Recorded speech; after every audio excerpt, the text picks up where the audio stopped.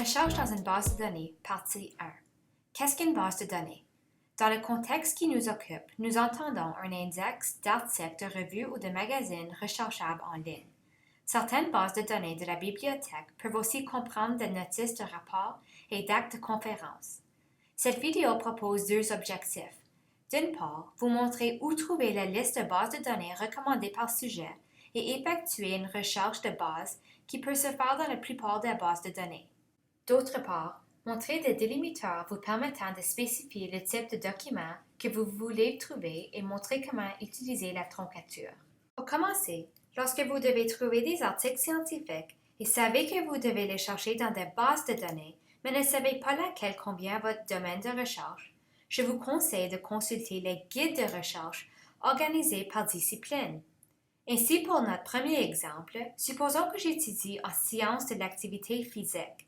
Cette liste étant d'ordre alphabétique, il suffit de la faire défiler jusqu'à votre domaine et puis cliquez sur la loupe. Voici donc le guide de recherche pour sciences de l'activité physique. Vous trouverez ici toutes sortes d'informations utiles, mais ce qui nous intéresse, ce sont des articles. Alors, si nous cliquons sur cet onglet, nous voyons la base de données recommandée pour ce domaine d'étude. La liste appelée base de données spécialisée renvoie aux bases de données dont le contenu traite spécifiquement du sport ou de l'activité physique. Les bases de données complémentaires auront également du contenu pertinent, mais tel n'est pas strictement l'objet de cette base de données. Je choisirai Sport Discus, une base de données utilisant la plateforme DebSco. Supposons que votre question est celle-ci. Quels programmes scolaires ont été adoptés pour prévenir l'obésité chez les adolescents? Dans ce cas, vos concepts clés seraient obésité et prévention.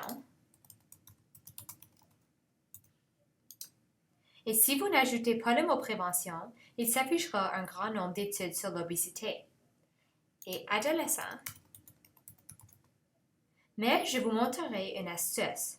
Nous saisirons le mot adolescent, puis mettrons un astérisque qui signifie qu'on récupérera les documents comportant les mots adolescence, adolescent, adolescent, etc. Ce faisant, vous êtes très efficace parce que vous récupérez tout ce qui comporte la racine adolescent.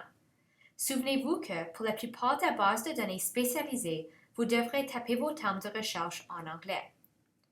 Ici, vous avez vos délimiteurs et supposons que votre professeur vous dit que vous ne pouvez vous fonder que sur des articles évalués par des pairs. Voici là où vous cliquerez sur ce délimiteur.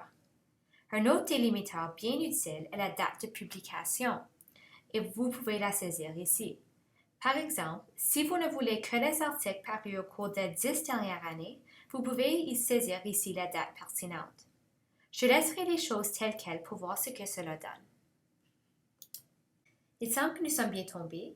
N'oubliez pas que, après avoir généré une liste de résultats, vous pouvez toujours définir certaines limites ici sur le côté gauche. Et c'est tout pour cette vidéo sur la recherche dans une base de données.